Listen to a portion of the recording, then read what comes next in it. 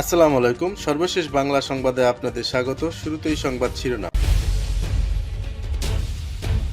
ছাত্রদল সভাপতির সঙ্গে যা করা হয়েছে তা সাংবাদিকতার নৈতিকতার বাইরে, হাসনাত আব্দুল্লাহ।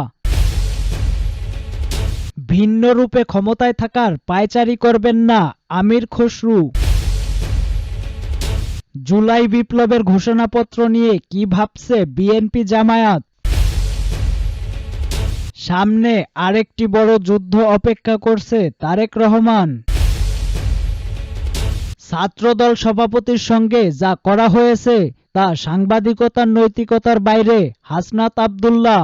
বেসরকারি একটি টেলিভিশনের টকশোতে ছাত্রদলের কেন্দ্রীয় সভাপতি রকিবুল ইসলাম রকিবকে ছাত্রত্ব কেন নেই প্রশ্ন ইস্যুতে উপস্থাপকের সঙ্গে বাকবিতণ্ডায় জড়িয়ে পড়ার ঘটনায় এ ধরনের অনুষ্ঠান প্রচার নীতিবিরোধী বলে মন্তব্য করেন বৈষম্যবিরোধী ছাত্র আন্দোলনের কেন্দ্রীয় আহ্বায়ক হাসনাত আব্দুল্লাহ।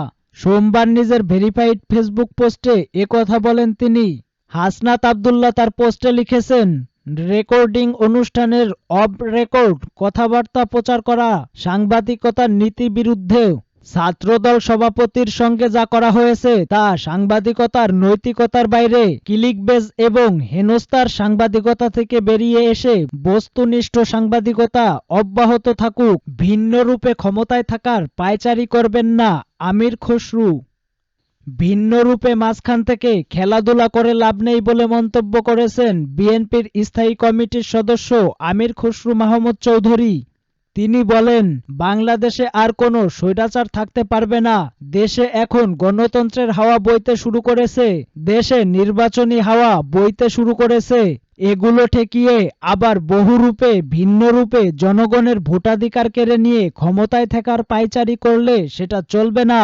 সোমবার বিকালে চট্টগ্রাম নগরের মাঝিরঘাট স্ট্যান্ড রোডে সন্ত্রাস, চাঁদাবাজি ও নৈরাজ্যের প্রতিবাদে সদরঘাট থানা বিএনপির সমাবেশে প্রধান অতিথির বক্তব্যে তিনি এসব কথা বলেন।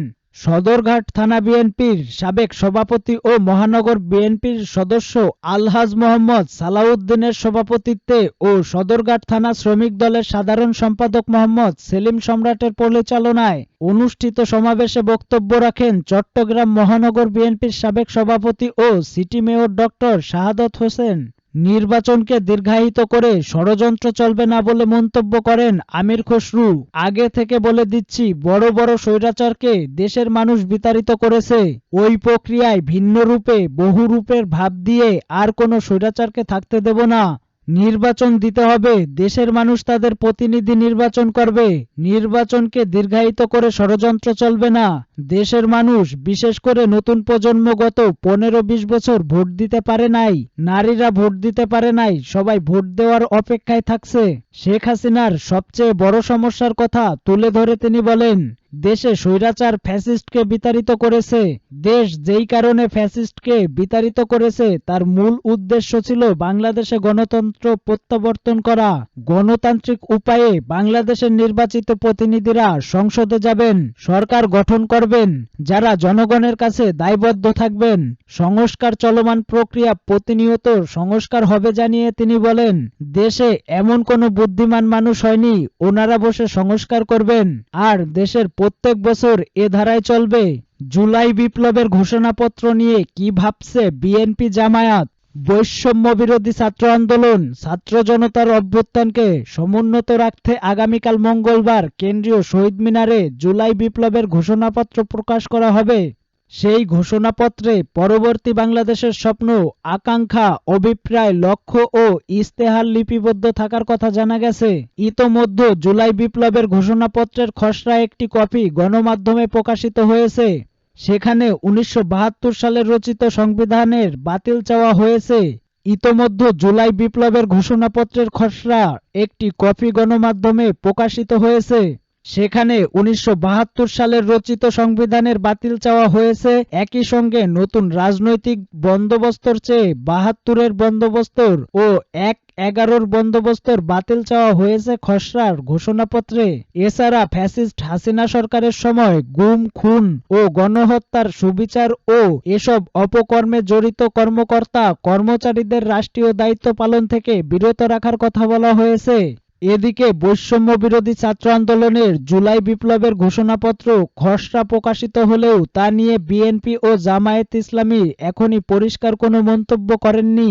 বিষয়টি নিয়ে সোমবার রাতে বিএনপির নীতি নির্ধারণী পর্ষদ জাতীয় স্থায়ী কমিটির সভায় আলোচনা হবে বলে জানিয়েছেন দলের মহাসচিব মির্জা ফখরুল ইসলাম আলমগীর। তার আগে এ বিষয়ে কোনো মন্তব্য করতে চান না তিনি। এ বিষয়ে প্রতিক্রিয়া জানতে চাইলে বিএনপির স্থায়ী কমিটির সদস্য আমির খসরু মাহমুদ চৌধুরীর সঙ্গে যোগাযোগ করা হলে তিনি যুগান্তরকে বলেন, বাংলাদেশের স্বাধীনতা যুদ্ধ হয়েছে গণতন্ত্রের জন্য, এরশাদের বিরুদ্ধে গণ অভ্যুত্থান হয়েছে গণতন্ত্রের জন্য, শেখ হাসিনার বিরুদ্ধে বিগত 15 থেকে 16 বছর মানুষ জীবন দিয়েছে, গুম হয়েছে, খুন হয়েছে গণতন্ত্রের জন্য, মানুষ তার মানবাধিকার ও নাগরিক অধিকার ফিরে পাওয়ার জন্য। সুতরাং সংবিধান হোক আর যেটাই হোক, সিদ্ধান্ত হবে জনগণের মাধ্যমে নির্বাচিত সরকার ও সংসদের মাধ্যমে। এর বাইরে কোনো গোষ্ঠী, দল বা কোনো গ্রুপের কিছু করার সুযোগ নেই। অবশ্য বৈষম্য বিরোধী ছাত্রদের এ উদ্যোগকে স্বাধীন মতামত প্রকাশ করার জায়গা থেকে স্বাগত জানিয়েছে জামায়াতে ইসলামী। আগামীকাল ঘোষণাপত্র প্রকাশের পর বিস্তারিত জেনে দলীয়ভাবে অবস্থান পরিষ্কার করার কথা জানিয়েছেন দলটির নায়েবে আমির ডক্টর সৈয়দ আব্দুল্লাহ মোহাম্মদ তাহের। তবে জামায়াতের কেন্দ্রীয় নেতা ও প্রচার বিভাগের সেক্রেটারি মতিউর রহমান আকন্দ বলেন, ছাত্র নেতৃত্ব তাদের বক্তব্য তুলে ধরার কথা বলেছে, যে কেউ তাদের বক্তব্য দিতে পারে। যেমন জামায়াতে ইসলামী 10 দফা সংস্কারের প্রস্তাব দিয়েছে, বিএনপি 31 দফা দিয়েছে। সেই জায়গা থেকে আমরা তাদের উদ্যোগকে স্বাগত জানিয়েছি। জুলাই বিপ্লবের ঘোষণাপত্র দেওয়া হবে বৈষম্য বিরোধী ছাত্র আন্দোলনের পক্ষ থেকে, আর এই কর্মসূচি বাস্তবায়ন তাদের সহযোগিতা করছে জাতীয় নাগরিক কমিটি, আওয়ামী লীগ ও জাতীয় পার্টি এবং আওয়ামী লীগ ও জাতীয় পার্টি এবং আওয়ামী লীগের নির্বাচনী জোটে থাকা দলগুলো বাদে বাকি সব দলের নেতাদের শহীদ মিনারের এই কর্মসূচিতে আমন্ত্রণ জানানো হয়েছে। তবে মঞ্চে রাজনৈতিক কোনো দলের নেতারা থাকবেন না। মঞ্চে থাকবেন জুলাই অভ্যুত্থানের শহীদ পরিবারের সদস্য ও আহত ব্যক্তিরা। তাদের সঙ্গে থাকবেন গত 3 আগস্ট ঘোষিত বৈষম্য বিরোধী ছাত্র আন্দোলনের 158 সদস্যের সমন্বয়ক টিমের সদস্যরা। এছাড়া অন্তর্বর্তী সরকারের একাধিক উপদেষ্টা অনুষ্ঠানে থাকতে পারেন।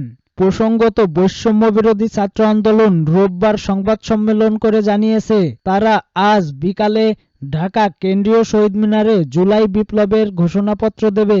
সামনে আরেকটি বড় যুদ্ধ অপেক্ষা করছে তারেক রহমান। বিএনপির ভারপ্রাপ্ত চেয়ারম্যান তারেক রহমান বাংলাদেশের মানুষ এখন স্বৈরাচার মুক্ত উল্লেখ করে বলেন, এখন সামনে আমাদের আরেকটি বড় যুদ্ধ। কি সেই যুদ্ধ? সে সংগ্রাম, যে আন্দোলন বিগত 16 বছর যাবৎ এ দেশের মানুষ, বিশেষ করে রাজনৈতিক দলগুলো, নেতাকর্মীরা করিয়েছিলেন মানুষের সহযোগিতা নিয়ে এ অধিকারকে প্রতিষ্ঠা করার জন্য। সেই অধিকারগুলোকে এখন পর্যায়ক্রমে আমাদের প্রতিষ্ঠিত করতে হবে। গতকাল সোমবার বিকেল 5টার দিকে নীলফামারী সদর উপজেলার লক্ষ্মীচাপ ইউনিয়নে দুবাছুরি দ্বিমুখী দাখিল মাদ্রাসা মাঠে আয়োজিত সভায় ভার্চুয়ালি প্রধান অতিথির বক্তৃতায় তিনি এসব কথা বলেন। আমরা বিএনপি পরিবারের আয়োজনে 2014 সালের 18 জানুয়ারি র্যাবের ক্রসফায়ারে নিহত নীলফামারী সদর উপজেলা লক্ষ্মীচাপ ইউনিয়নের বিএনপির নেতা গোলাম রব্বানীর পরিবারকে নতুন বাড়ি হস্তান্তর উপলক্ষে এই অনুষ্ঠানের আয়োজন করা হয়।